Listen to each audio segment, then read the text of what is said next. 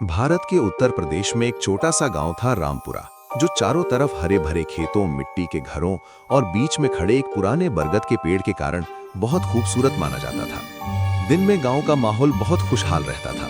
बच्चे खेलते, किसान खेतों में काम करते और औरतें तालाब से पानी भर कर लाती। लेकिन कुछ महीनों से गांव के लोगों के दिलों में एक अजीब डर बस गया था, क्योंकि रात होते ही खेतों और जंगल की तरफ से एक डरावनी हंसी सुनाई देने लगी थी।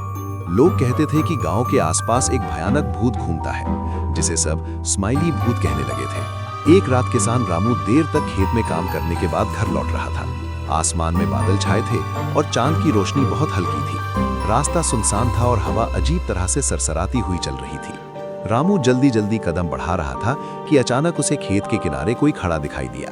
पहले उसे लगा कि शायद कोई गांव वाला होगा, लेकिन जैसे ही वो थोड़ा पास पहुंचा, उसका खून जम गया। उसके सामने एक भयानक आकृति खड़ी थी।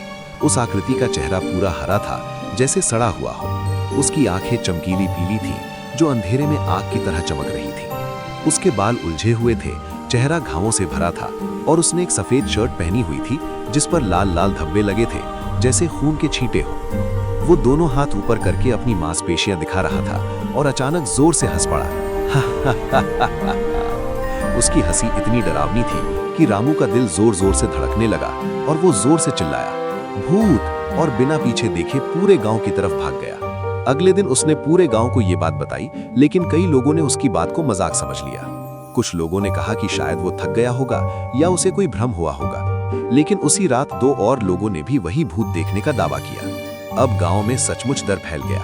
लोग शाम होते ही दरवाजे बंद कर लेते, बच्चे बाहर खेलना बंद कर देते और रास्ते सुनसान हो जाते। गांव के बुजुर्ग हरिदास दादा ने एक दिन सबको बुलाकर कहा कि इस भूत की कहानी बहुत पुरानी है। उन्होंने बताया कि कई साल पहले इसी गांव में रघु नाम का एक आदमी रहता था, जो बहुत लालची और चालाक था। वो लोगों को धोखा देता था और एक दिन उसने गांव वालों के पैसे चुरा लिए। जब लोग उसे पकड़ने के लिए उसके पीछे दौड़े, तो वो जंगल की तरफ भाग गया।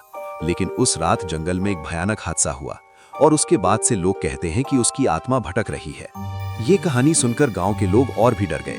अब रात को कोई घर से बाहर निकलने की हिम्मत नहीं करता था। कुछ दिनों बाद भूत का आतंक और बढ़ गया। कभी वो खेतों के बीच दिखाई देता, कभी रास्ते में अचानक खड़ा मिल जाता। एक रात तो उसने गांव के चौकीदार को इतना डरा दिया कि वो बेहोश हो गया और कई दिनों तक बिस्तर से उठ नहीं पाया। लेकिन गांव में 3 बच्चे ऐसे थे जो इतने जल्दी डरने वाले नहीं थे: सोहन, मोहन और गुड्डी। सोहन बहुत समझदार था, मोहन बहादुर था और गुड्डी थोड़ी डरपोक होने के बावजूद सच्चाई जानना चाहती थी। एक दिन सोहन ने कहा कि अगर ये सच में भूत है तो हमें पता लगाना चाहिए, और अगर नहीं है तो हमें गांव वालों को सच्चाई बतानी चाहिए। तीनों ने तय किया कि वे रात में जाकर सच्चाई का पता लगाएंगे।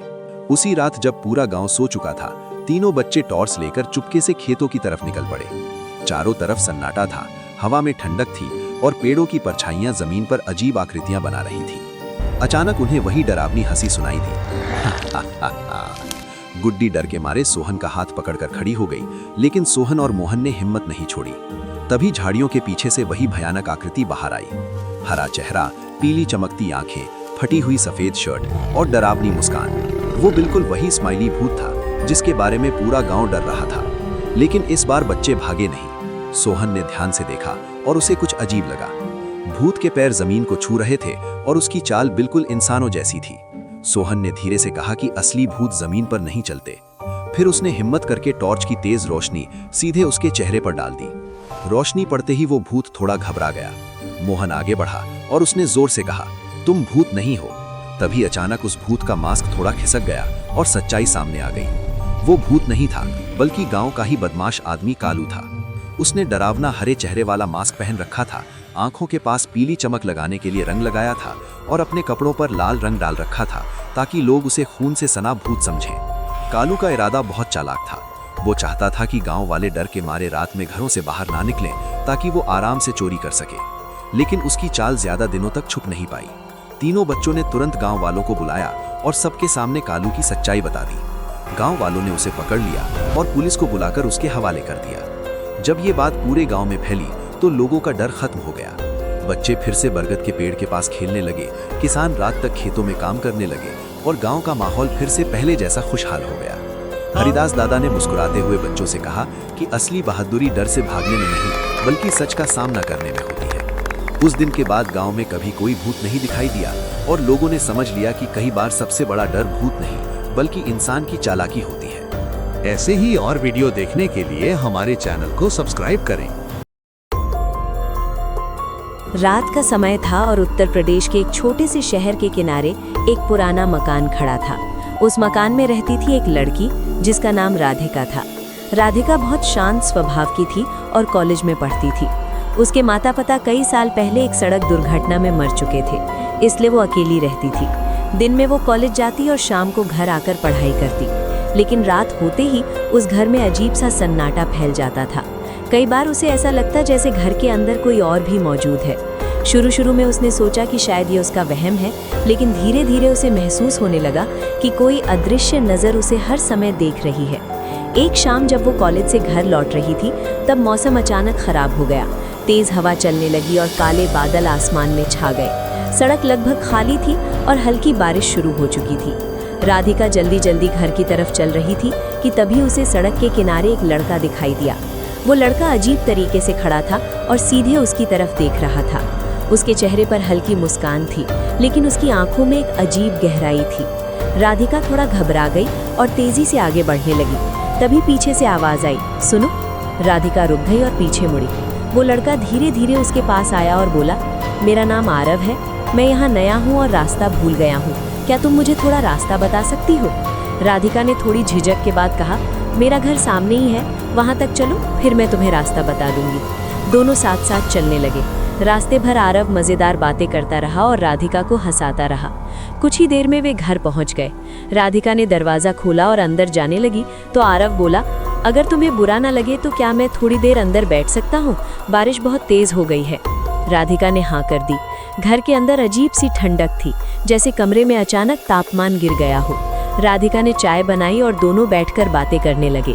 आरव बहुत दिलचस्प कहानियां सुनाता था और उसे पुरानी रहस्यमयी जगहों के बारे में बहुत जानकारी थी। धीरे धीरे राधिका को उससे बात करना अच्छा लगने लगा। कुछ देर बाद बारिश रुक गई और आरव उठकर बोला, अब मुझे जाना चाहिए, लेकिन क्या मैं फिर कभी तुमसे मिलने आ सकता हूँ? राधिका ने मुस्कुराकर कहा, हाँ, क्यों नहीं। उसी रात राधिका को अजीब सपना आया। उसे लगा जैसे कोई उसके कमरे में खड़ा है और उसे देख रहा है। वो अचानक उठ बैठी, लेकिन कमरे में कोई नहीं था। अगले दिन शाम को दरवाजे पर दस्तक हुई। राधिका ने दरवाज़ा खोला तो सामने आरव खड़ा था। उस दिन से आरव लगभग हर रात उसके घर आने लगा। दोनों साथ बैठते, बातें करते और समय कब गुजर जाता पता ही नहीं चलता। लेकिन एक अजीब बात थी, आरव हमेशा रात को ही आता था, दिन में कभी नहीं। जब भी राधिका उससे उसके परिवार के बारे में पूछती, वो बात बदल देता। कुछ दिनों बाद पड़ोस में रहने वाली सरला आंटी राधिका के घर आईं। उन्होंने पूछा, बेटा तुम रात रात भर किससे बातें करती हो? राधिका ने हंसकर कहा, मेरे दोस्त आरव से। ये सुनकर सरला आंटी का चेहरा अचानक गंभीर हो गया।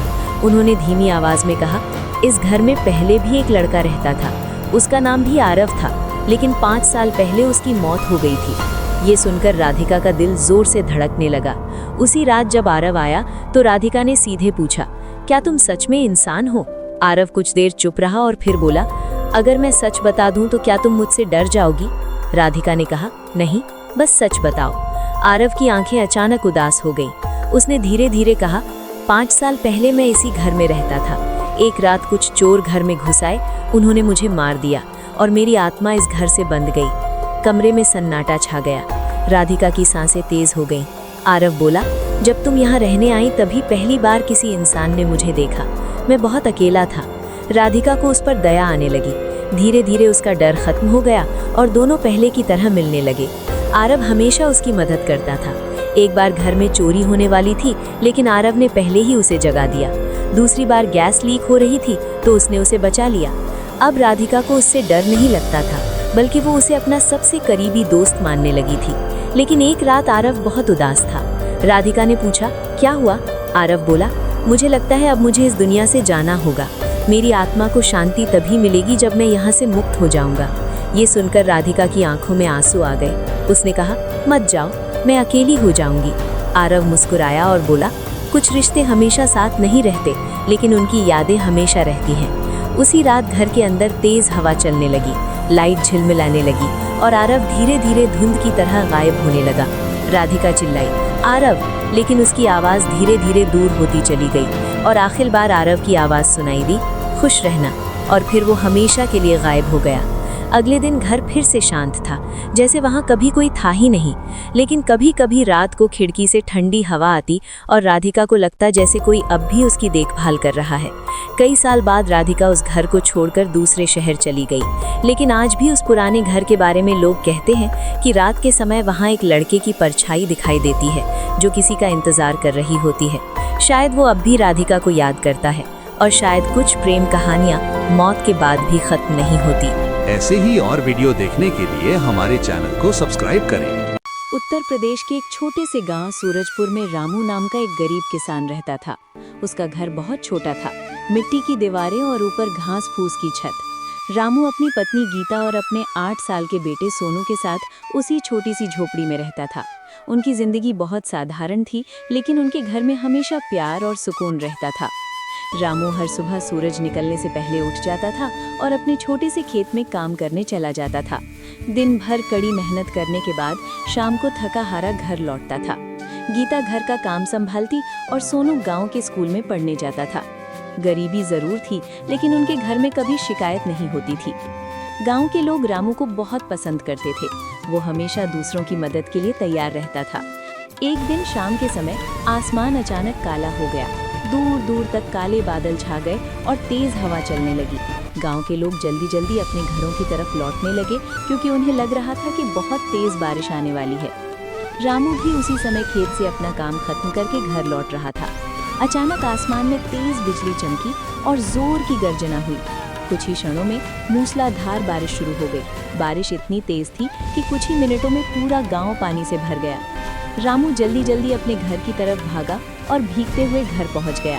गीता ने दरवाजा खोलते ही कहा कि बाहर तो बहुत तेज बारिश हो रही है। रामू ने आंगन में खड़े होकर आसमान की तरफ देखा और कहा कि लगता है आज रात पूरी रात बारिश होने वाली है। सोनू बारिश देखकर बहुत खुश हो रहा था। वो बार बार दरवाजे से बाहर झांक रहा था और बारिश की बूंदों को गिरते हुए देख रहा था। वो बोला कि कल अगर बारिश रही तो वो जरूर बारिश में खेलना चाहता है। रामू दरवाजे के पास खड़ा होकर बाहर का नज़ारा देख रहा था। तभी उसे दूर सड़क पर एक आदमी चलता हुआ दिखाई दिया। वो आदमी पूरी तरह भीग चुका था और बहुत मुश्किल से आगे बढ़ रहा था। बारिश इतनी तेज थी कि वो आदमी ठीक से चल भी नहीं पा रहा था। उसके कपड़े भीग चुके थे और वो ठंड से कांप रहा था। रामू को उसे देखकर बहुत दया आई। रामू ने जोर से आवाज़ लगाई कि अरे भाई, इधर आ जाओ, बाहर बहुत तेज बारिश हो रही है। वो आदमी धीरे धीरे रामू के घर की तरफ आया और दरवाजे के पास खड़ा हो गया। रामू ने तुरंत उसे अंदर बुला लिया। उसने कहा कि आप पूरी तरह भीग चुके हैं, पहले अंदर आइए। गीता भी उस आदमी को देखकर समझ गई कि उसे मदद की जरूरत है। गीता तुरंत अंदर गई और एक सूखा तौलिया और कपड़े लेकर आई। उसने उस आदमी से कहा कि पहले कपड़े बदल लीजिए, नहीं तो आपको सर्दी लग जाएगी।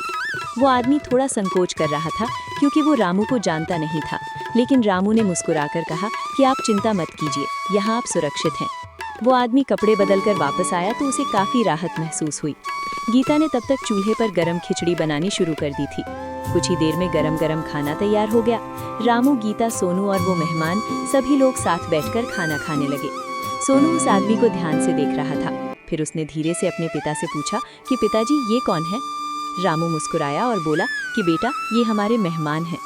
सोनू ने कहा कि लेकिन हम इन्हें जानते तो नहीं। रामू ने प्यार से समझाया कि बेटा, मेहमान भगवान का रूप होते हैं। अगर कोई मुसीबत में हो तो उसकी मदद जरूर करनी चाहिए। रात होते होते बारिश और भी तेज हो गई। हवा इतनी तेज चल रही थी कि पेड़ भी जोर जोर से हिल रहे थे। रामू के घर में सिर्फ एक ही बिस्तर था। रामू ने अपना बिस्तर उस मेहमान को दे दिया और खुद अपनी पत्नी और बेटे के साथ नीचे चटाई पर सो गया। रात भर तेज बारिश होती रही, बिजली चमकती रही और आसमान गरजता रहा, लेकिन उस छोटी सी झोपड़ी के अंदर इंसानियत और गर्मजोशी भरी हुई थी। सुबह जब सूरज निकला तो बारिश रुक चुकी थी। चारों तरफ मिट्टी की खुशबू फैल गई थी और पूरा गांव ताज़ा लग रहा था। वो आदमी उठकर बाहर आया और रामू को धन्यवाद देने लगा। उसने कहा कि आपने मेरी बहुत बड़ी मदद की है। फिर उसने अपनी जेब से एक कागज़ निकाला और कहा कि मैं आपको एक सच बताना चाहता हूँ। उसने बताया कि वो ज़िले का एक बड़ा सरकारी अधिकारी है जो गाँव का हाल देखने आया था। रामू और गीता ये सुनकर हैरान रह गए। उन्हें बिल्कुल भी अंदाज़ा नहीं था कि उनका मेहमान इतना बड़ा अधिकारी है। कुछ दिनों बाद गांव में सरकारी काम शुरू हो गया और रामू के खेत के पास एक नई नहर बन गई। अब रामू के खेत में हमेशा पानी रहने लगा और उसकी फसल पहले से कई गुना अच्छी होने लगी। सरकार की मदद से रामू के लिए एक नया पक्का घर भी बन गया। गांव के लोग रामू की तारीफ करने लगे और कहते थे कि अच्छे दिल का फल हमेशा अच्छा ही मिलता है। एक दिन सोनू ने अपने पिता से पूछा कि अगर उस दिन आपने उस आदमी की मदद नहीं की होती तो क्या होता। रामू मुस्कुराकर बोला कि बेटा, हमें मदद इसलिए नहीं करनी चाहिए कि हमें बदले में कुछ मिलेगा। हमें मदद इसलिए करनी चाहिए क्योंकि इंसानियत यही सिखाती है। सोनू ने ये बात हमेशा के लिए याद रख ली और वो भी अपने पिता की तरह दूसरों की मदद करने लगा।